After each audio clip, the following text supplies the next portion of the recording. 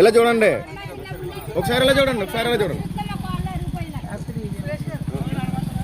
ఉండండి, చూడండి ఇలాగా.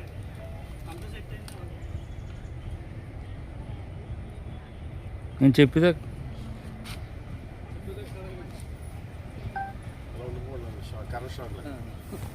సేవ్ మల్లైపేట.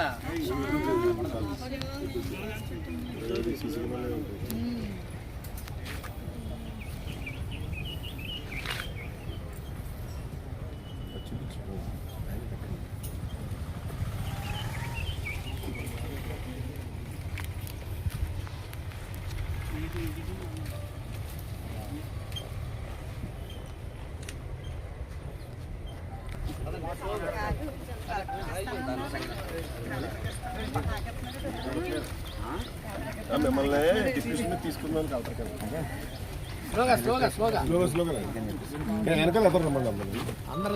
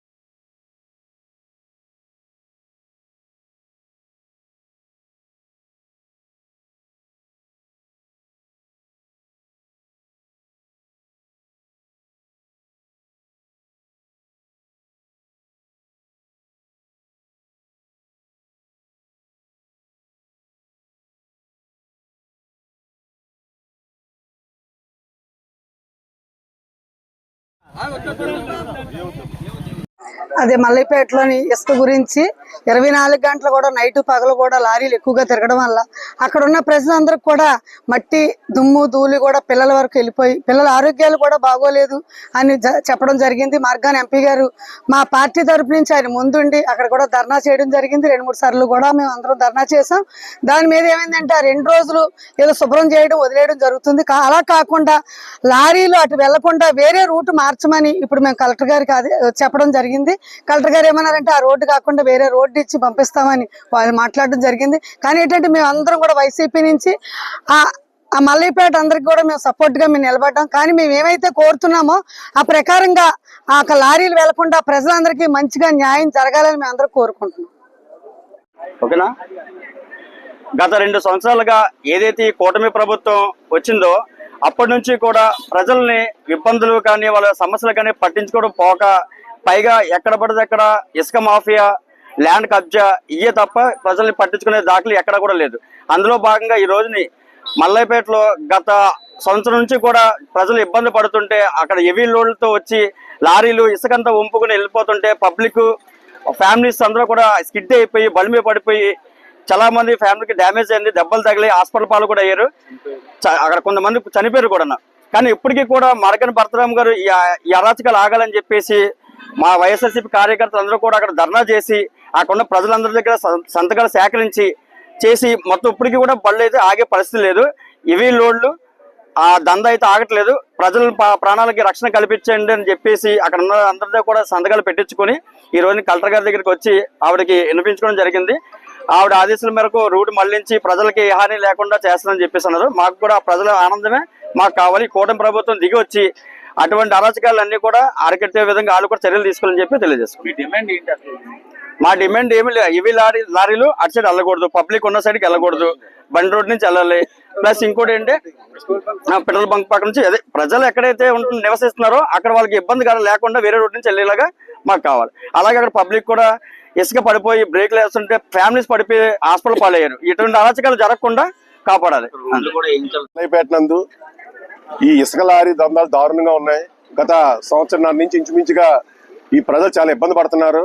అక్కడ ప్రజలు అనారోగ్య పాలయ్యి చిన్నపిల్లలకు కూడా అనేక రకమైన వ్యాధులు వస్తున్నాయి. దానివల్ల డస్ట్ పీల్చేయడం వల్ల, ఇసుక రేణువులు పైకి రావడం వల్ల అది దాని మీద చాలా సార్లు వాళ్ళు ప్రజలు ఇబ్బంది పడినా కూడా ఎక్కడ స్పందించలేదు. మార్గాన్ భరతరామ్ గారి దగ్గరికి అందరూ వచ్చారు. వచ్చినప్పుడు ఆయన అక్కడ కార్యకర్తలతో వైఎస్ఆర్ పార్టీ తరఫున అక్కడ ధర్నా కార్యక్రమం చేపట్టినప్పుడు ఆయన వస్తారని తెలుసుండి అక్కడ వాటర్ జల్లి కొంచెం శుభ్రం చేసి జాగ్రత్తగా చేశారు.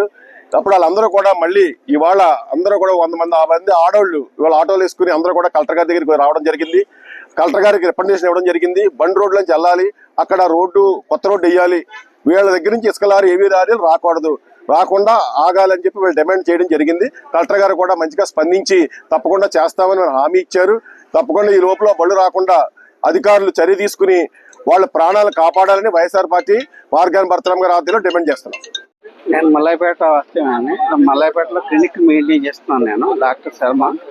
అక్కడ మేము పక్కనే ఇసుక ర్యాంప్ నుంచి వచ్చే లారీలు మల్లాయపేట ప్యాసింజర్ రోడ్లోకి వచ్చి విపరీతమైన ఇసుక వచ్చి బాధపడుతున్నాం చాలా ఏళ్ల నుంచి. అది టెంపరీగా క్లీన్ చేస్తున్నా తప్పితే క్లీనింగ్ కూడా లేదు. అని చేత కలెక్టర్ గారికి మేము పడే ఇబ్బందులు, పేషెంట్స్ కూడా అందరూ చాలా మంది అక్కడ జారి స్కిడ్ అయిపోయి చాలా ఇబ్బంది పడుతూ దెబ్బలు తేలిన వాళ్ళు నా దగ్గరికి వచ్చారు. ఇదేంటంటే ఆ రోడ్డు పేపర్ ఆ వైపు నుంచి కాకుండా గోదావరి బండి నుంచి వెళ్ళమని చెప్పి కలెక్టర్ గారికి రికమెండేషన్ ఇచ్చాం. అలా చేస్తా అన్నారు. పెట్రోల్ బంక్ మట్టి రోడ్డు గోదావరి బండి నుంచి పేపర్ మిల్ రోడ్డుకి వచ్చి మట్టి రోడ్డు విపరీతమైన మట్టితో వస్తుంది.